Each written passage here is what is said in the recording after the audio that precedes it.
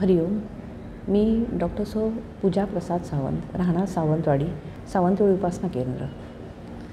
बापू परिवारामध्ये मी गेले 20 वर्ष आहे आणि मला अशी अनेक अनुभव आले बापूंचे. वेगवेगळ्या संदर्भात माझे जे काही प्रॉब्लेम्स होते ते सहज सुटत गेले बापूंच्या कृपेने.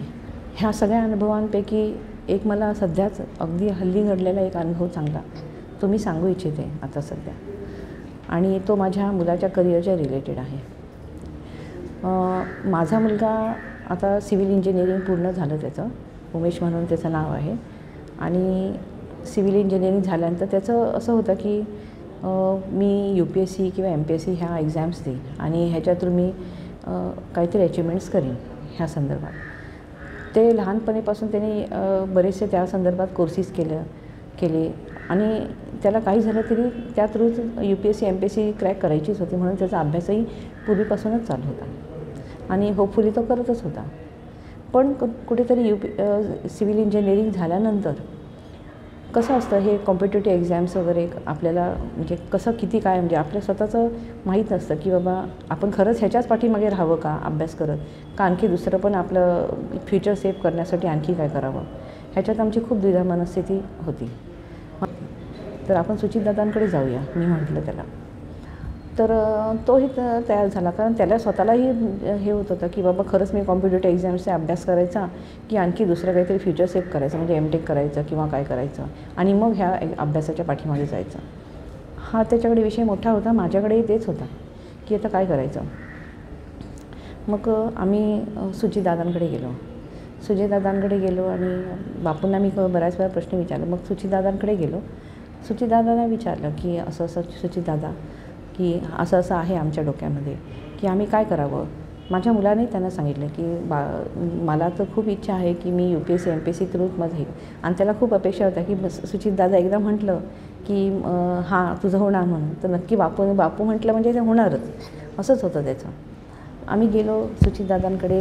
सुचितदादांनी सगळं ऐकून घेतलं आणि सुचितदादा काय म्हणाले की हे एक्झाम्स आहे ते खूप अवघड आहेत, तर तू जॉब कर म्हणून, जॉब बघ. मग आम्ही दोघंही बाहेर आलो. अंबरने म्हटलं आणि वरनं सुचितदादा हे पण म्हणाले जाता जाता की जशी चंडिकेची इच्छा जशी आईची इच्छा म्हणाले. त्याच्यानंतर कोविडमधनं जसं बाहेर पडायला मिळालं तसं मी त्याला म्हटलं की तू ताबडतोब परत पुण्याला जा आणि आमचं तिथे राहायची म्हणजे फ्लॅट वगैरे आहे, तू तिथे राहा आणि तुझे मित्र आहेत त्यांना बघ आणि तू तिथे अभ्यास चालू कर परीक्षांचा. तर मग त्यांनी मग नंतर परत विचार केला, मग मम्मी मला जर जॉबच करायचा आहे ना तर मी आता MTech पण करतो. मग शेवटी त्याने MTechला तिथे ॲडमिशन घेतलं AISMS कॉलेजला शिवाजीनगरला आणि त्याने MTech चालू केलं. एक्झामचे फॉर्म भरले आणि त्याच्यामधनं जो काय एक फॉर्म भरला गेला म्हणजे तो म्हणजे म्हाडाच्या परीक्षेचा एंट्रन्सचा, आणि दोघांनी भरला आणि तो अभ्यासही केला दोघांनी मिळून वगैरे तिथे. आणि जस्ट 2 महिने अभ्यास करून त्यांनी ती परीक्षा दिली. परीक्षा चांगली गेली, सगळं झालं. नंतर परत म्हाडाचं काहीतरी अफरातफर झाली, काहीतरी फ्रॉड झालं म्हणून परत ती एक्झाम्स रिजेक्ट झाली.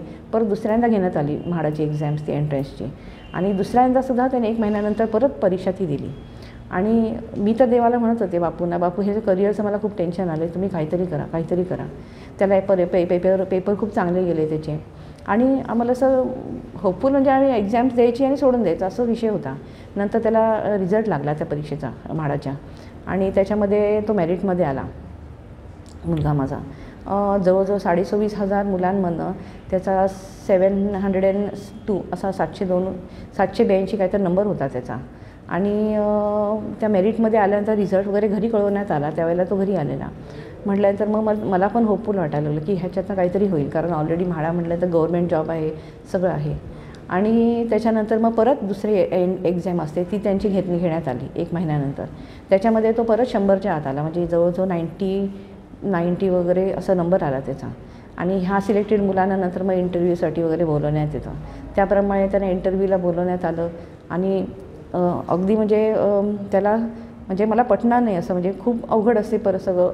त्या ह्याच्यामधनं त्याला एक्झिक्युटिव्ह लेवलचा तो जॉब तो त्याला मिळाला. आता ॲक्च्युली देताना ते आता जस्ट 1-1.5-2 महिन्यापूर्वी त्याचं अपॉइंटमेंट झाली बांद्र्याला मेन ऑफिसला म्हाडाच्या, आणि एक्झिक्युटिव्ह लेवलचा तो जॉब आहे. आणि त्याच्यानंतर म्हणजे 2 वर्ष ट्रेनिंग पिरियडनंतर त्याला डायरेक्टली क्लास 1 ऑफिसरची पोस्टिंग आहे. 2 वर्ष ट्रेनिंग पिरियडनंतर असा हा जॉब त्याला मिळाला. आणि मी मग बापूंना म्हटलं, बापू आज म्हटलं तुम्ही किती मध्य चांगला साधलात, म्हणजे माझे हात तर आकाशालाच टेकले. बापूंच्याकडे मी किती वेळ हात जोडू, किती मी त्यांचे आभार मानू, त्याला काहीच हिशेब नाही. आणि कितीही केलं तरी बापूंच्या चरणाशी मी लीन झाले तरी कमीच आहे. इतकं मला भरून आलं ह्या बाबतीत. कारण आज बघा बापूंनी सांगितलेलं की सुचितदादांनी की तू जॉब कर. बघा जॉब तर मग हा तर जॉबच आहे, गव्हर्मेंट जॉब. वरनं हाच जॉब जो आता त्याने पोस्ट मिळाली आहे ती MPSCची एक्झाम दिल्यानंतरसुद्धा त्यातनं तो मिळू शकत होता तो जॉब. पण आज ह्याने एंट्रन्सची वेगळी परीक्षा दिली आणि एंट्रन्समधनं म्हणजे ना UPSC UPSC की MPSC नाही, पण एंट्रन्सची परीक्षा बाहेरची देऊन त्याच्यातनं त्याला तो जॉब अचीव झाला. आणि सुचितदादांनी जे काय बोललेले ते सगळं त्याप्रमाणे ते बोलले, तुला जॉब कर, म्हणजे माझ्या मुलाच्या मनाचाही विचार करून ते सगळं जसं त्यांनी म्हटलेलं जसं आज जॉबच करतो आहे, तो गव्हर्मेंट जॉब करतो आहे. क्लास 1 ऑफिसर म्हणून त्याची अपॉइंटमेंट झाली बांद्रेला. आणि पूर्ण सगळं त्याच्या मनासारखं माझ्याही मनासारखं झालं. बापूंच्या कृपेने झालं ते, फक्त बापूंच्या कृपेने झालं ते. दुसरं कुठलंच कारण नाही आहे त्याला. आज माझ्या मुलाला मला जे पदबुद्धी मिळाली झाली की ते तू जा पुण्याला इथनं लवकर आणि जा अभ्यास कर किंवा तिथे प्रयत्न कर, किंवा त्याला जे काय गायडन्स मिळालं तिथे, तर हे खूप सांगण्याच्या पलीकडच्या गोष्टी आहेत सगळ्या. आणि हे सगळं व्यवस्थित जुळून येऊन त्याला जे जॉब मिळाले आज आणि करिअर त्याचं मनासारखं आहे. खूप खुश आहे तो त्या जॉबला घेऊन. आणि खरंच वेळोवेळी तोही जाऊन बापूंच्या फोटोपुढे हात जोडून जेव्हा हे सगळं झालं तेव्हा किती वेळ तो उभा होता बापूंच्या फोटोच्या समोर. आणि खूप आभार आम्ही बापूंचे आभार मानण्याचं म्हणण्यापेक्षा आज माझं डॅड आहेत बापू. म्हणजे मी त्याच्या चरणांशी मला त्यांनी ठेवावं, अशीच कृपा वेळोवेळी ठेवावी सतत माझ्या कुटुंबावर, माझ्या मुलावर त्यांचा कृपा आशीर्वाद असावा, असंच मी म्हणेन. अंबज्ञ.